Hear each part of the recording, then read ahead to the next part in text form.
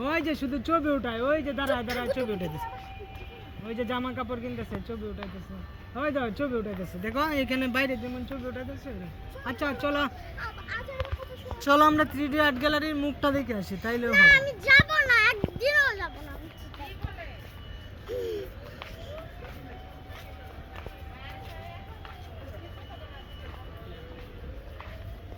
তোমার এখানে আইসে তোমার কেমন লাগতেছে?